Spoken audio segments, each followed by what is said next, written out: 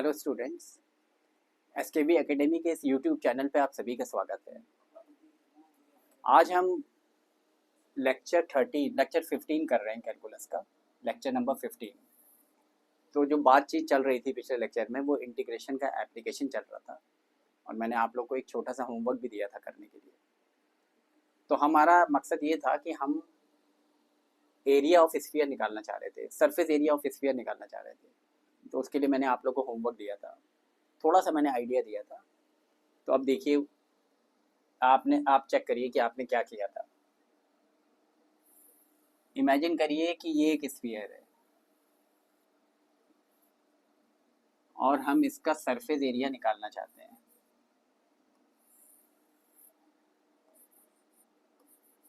मतलब हम चाहते हैं कि इसका पूरा ये जो सरफेस का एरिया है वो कितना होगा। सर्किल का हम लोग निकाल चुके हैं इंटीग्रेशन की हेल्प से। आज हम स्फीयर का सरफेस एरिया निकाल रहे हैं। तो हमने इमेजिन किया यहाँ पे एक रिंग थीटा एंगल पे,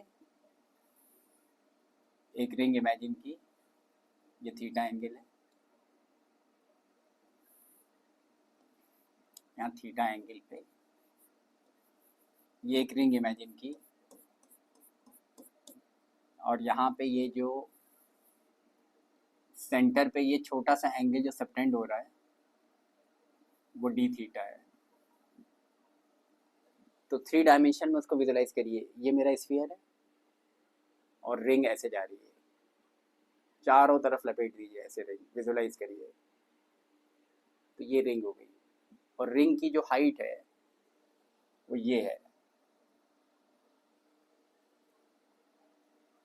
ये जो लंबाई है मान लीजिए ये डीएल है। तो एंगल की जो परिभाषा है वो कहाँ से आती है? वो आती है angle equal to arc upon radius. ये रेडियस है, मान लीजिए ये रेडियस कैपिटल आर है। तो ये जो एंगल डी थीटा होगा, इस यहाँ पे ये जो सेक्टर बन रहा है इसको देखिए, जो एंगल सबटेंडेड है सेंटर पे वो डी थीटा है। तो d theta will be equal to arc upon radius. तो ये हो जाएगा डीएल अपॉन आर। तो डीएल हो जाएगा आर डी थीटा। अब हम इसको ऐसे सोच रहे हैं कि यहाँ पे एक रिंग है, इसके नीचे दूसरी रिंग है, फिर तीसरी रिंग है, चौथी रिंग है, पांचवी रिंग है, रिंग के ऊपर रिंग, रिंग के ऊपर रिंग, ऐसे पहनाते जाओ तो ये पूरा स्फीयर बन जाएगा। एक रिंग के ऊपर दूसरी रिंग को पहनाते जाओ, पहनाते जाओ, पहनाते जाओ, तो पूरा स्फीयर डेवलप हो जाएगा। तो अगर हम एक रिंग का एरिया निकालें और ऐसा सोचें कि इसी तरह की रिंग से मिल करके ये पूरा स्फीयर की सरफेस बनी है, तो अगर हम एक रिंग का एरिया निकालें और फिर दूसरी रिंग का एरिया निकालें, तीसरी रिंग का एरिया निकालें, रिंग्स बन रही हैं और सबको ऐड कर दें, ऐड करने का मतलब इंटीग्रेट कर दें, तो हमें टोटल सरफेस एरिया स्फीयर का मिल जाएगा। तो ये जो रिंग बन रही है इसका एरिया क्या होगा? छोटा सा एरिया डी होगा। एरिया कैसे निकलेगा? इसकी लंबाई कितनी होगी रिंग की? ये रिंग ऐसे घूमी हुई है, ये वाला जो रेडियस है ये लंबाई, इसको स्मॉल आर मान लो, इस हाइट को वाई मान लो। चलिए, यहां से यहां तक ये स्मॉल आर है।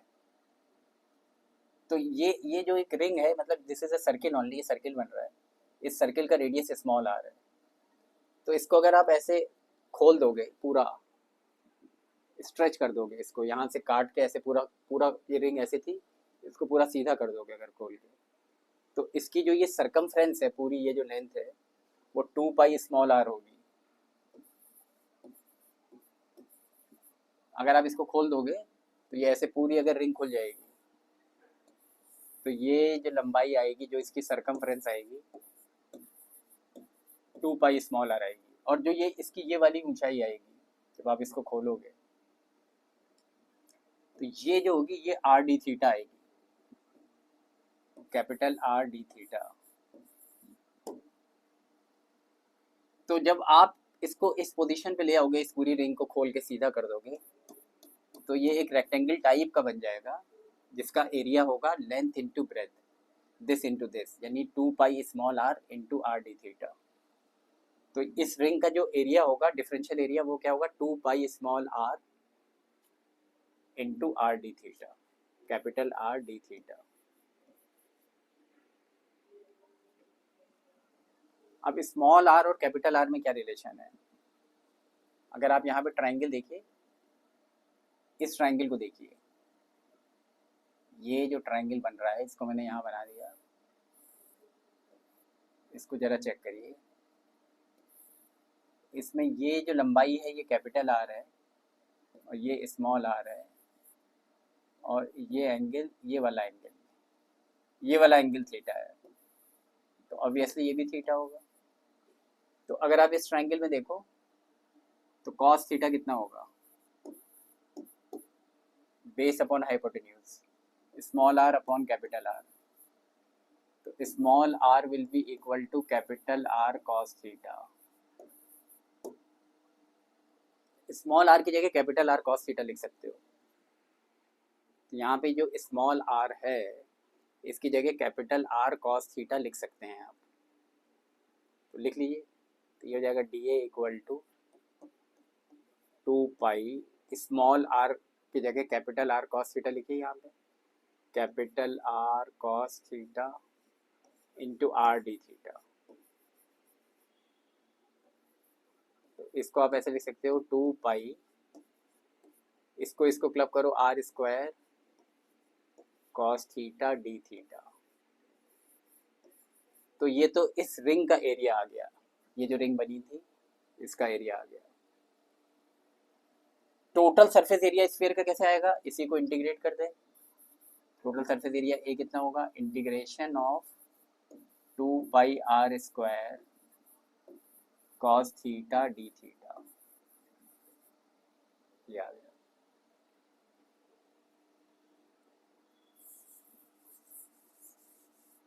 अब यहाँ पे देखिए, कांस्टेंट को बाहर ले लीजिए, 2 पाई आर स्क्वायर कांस्टेंट है, बाहर ले लीजिए।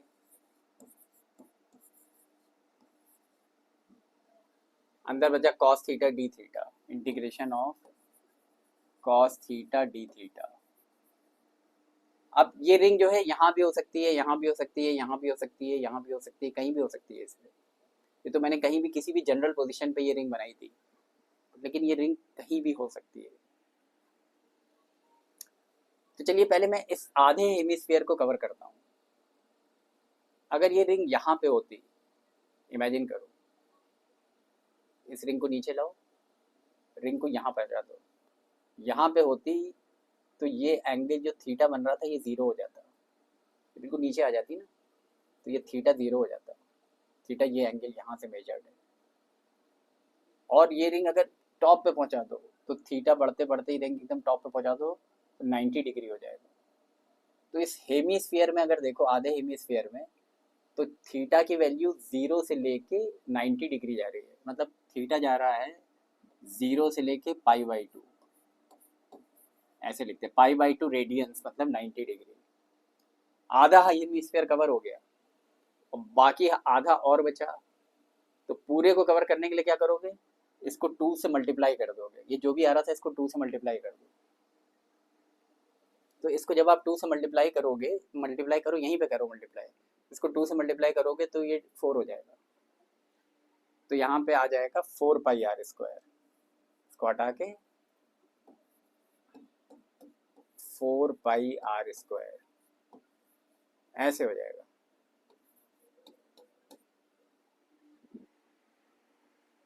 देखिए उसको आराम से चेक करिए। अब ये हो जाएगा 4 pi are square, cos theta को इंटीग्रेट करोगे तो आएगा sine theta, integration of cos x equal to sine x. Cos theta को इंटीग्रेट करोगे तो आएगा साइन थीटा, साइन थीटा चला गया और लिमिट चली गई 0 से π/2। अब यहाँ पे आप लिमिट्स को रख दीजिए, इंसर्ट करिए लिमिट्स को। पहले थीटा की जगह अपर लिमिट डालिए तो क्या आ जाएगा, साइन π/2। फिर थीटा की जगह लोअर लिमिट डालिए तो क्या आएगा, थीटा नीचे क्या लिखा है, 0 लिखा है, तो थीटा की जगह लोअर लिमिट डालिए तो क्या आएगा, साइन 0। और दोनों को सब्ट्रैक्ट कर दीजिए।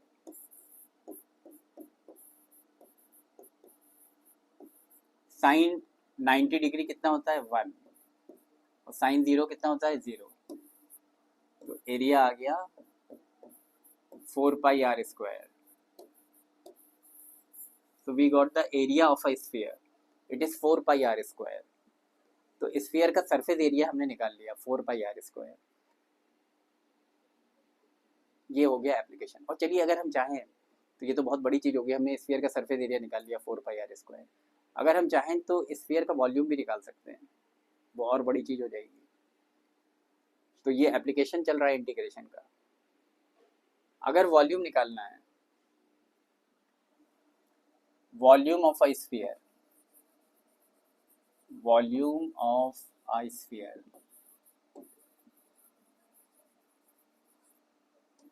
पहले एक स्फीयर बना लें, इसका वॉल्यूम निकालना है। तो हमने ये एक्स एक्सिस बना ली बीच से और ये वाई एक्सिस बना ली। वॉल्यूम निकालने के लिए हमने क्या किया, यहाँ पे एक डिस्क मानी। ये एक डिस्क है, ये क्या है, this is a disc.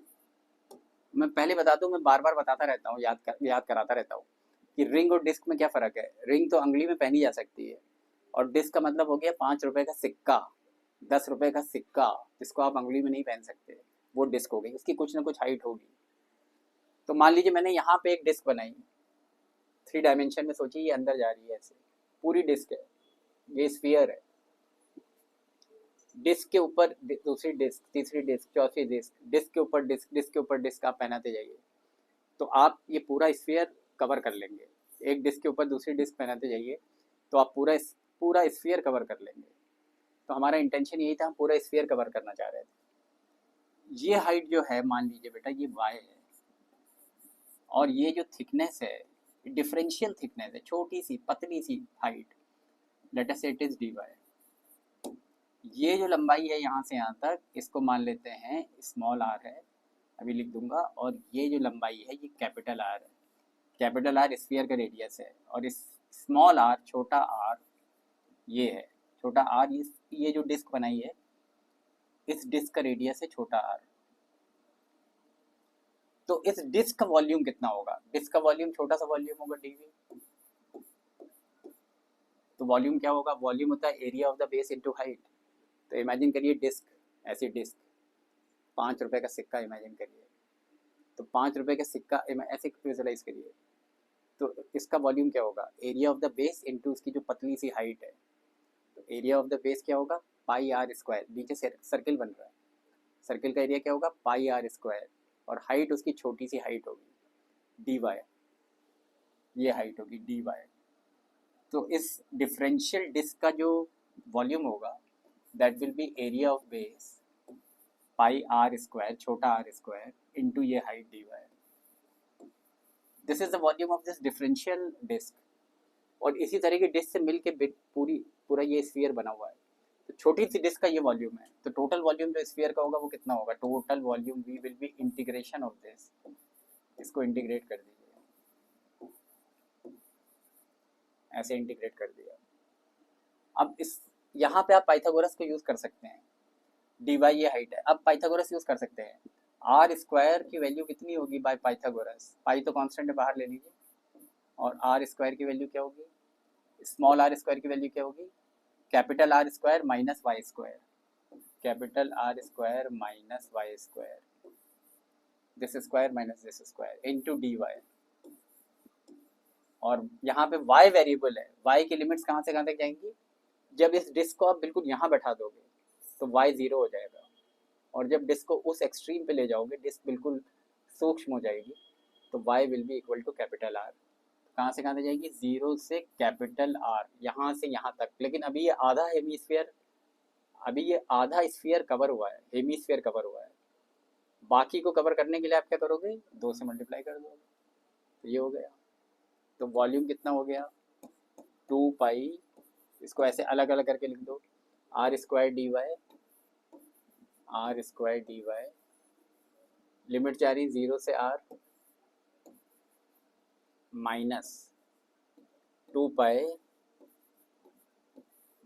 Y square D Y,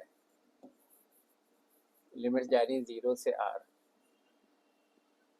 2 pi are square D Y. ये आर स्क्वायर भी कांस्टेंट ही है, इनफैक्ट ये भी बाहर ही आ जाएगा, तो केवल डी वाई बचेगा यहाँ पे। ये ऐसे हो गया 2 pi are square D Y minus 2 pi Y square D Y. So this boils down to 2 pi are square D Y को इंटीग्रेट करोगे y आएगा, लिमिट चली गई 0 से r। वाई स्क्वायर को इंटीग्रेट करोगे आएगा वाई क्यूब बाई 3, लिमिट चलेगी 0 से r। अब लिमिट्स डालते हैं, 2 पाई आर स्क्वायर, y की जगह अपर लिमिट डालो आ गया r, y की जगह लोअर लिमिट डालो आ गया 0, माइनस 2 पाई बाई 3, y की जगह अपर लिमिट डालो आ गया r क्यूब, y की जगह लोअर लिमिट डालो आ गया 0, तो ये आ गया 2 पाई, इन दोनों को क्लब करिए हो गया r cube minus 2 pi by 3 r cube. तो ये क्या होगा 6 माइनस 2 4 हो गया, 4 बाई 3 पाई आर क्यूब। देखिए कमाल हो गया, 4 by 3 pi r cube. This is the volume of a sphere, हमने डिराइव कर दिया कैलकुलस की मदद से। तो ये देखिए ये कैलकुलस का सिग्निफिकेंस है, ये कैलकुलस की पावर है। आई थिंक आपने इसको अप्रिशिएट किया होगा, और अगर आपको ये लेक्चर पसंद आया हो तो प्लीज़ इसको हमारे चैनल को सब्सक्राइब करिएगा, लाइक करिएगा, फॉलो करिएगा। Thank you very much for this wonderful interaction. Have a nice day. और एक चीज़ और बता दूँ कि अब हमने जो हमारा ये कैलकुलस का पैकेज था वो 14 लेक्चर्स में मैंने कंप्लीट कर दिया है। मैं ये नहीं कह रहा कि दिस इज़ कंप्लीट, मतलब कंप्लीट कभी कोई चीज़ नहीं होती, इनफाइनाइट है, लेकिन इतना ज़रूर कह सकता हूँ कि अगर इतने कॉन्सेप्ट्स आपके क्लियर हैं, इतनी बेसिक मैथ्स आपको आती है, तो आपको फिज़िक्स में प्रॉब्लम नहीं आएगी, नहीं आनी चाहिए। इनफैक्ट मैं ये कहता हूँ, मैं कभी भी कोई बहुत एरोगेंट स्टेटमेंट नहीं देना चाहता, लेकिन अगर इतना है तो आप इतना आता है तो आपको फिज़िक्स में प्रॉब्लम नहीं आनी चाहिए। Thank you very much for this wonderful interaction. Have a nice day. Bye.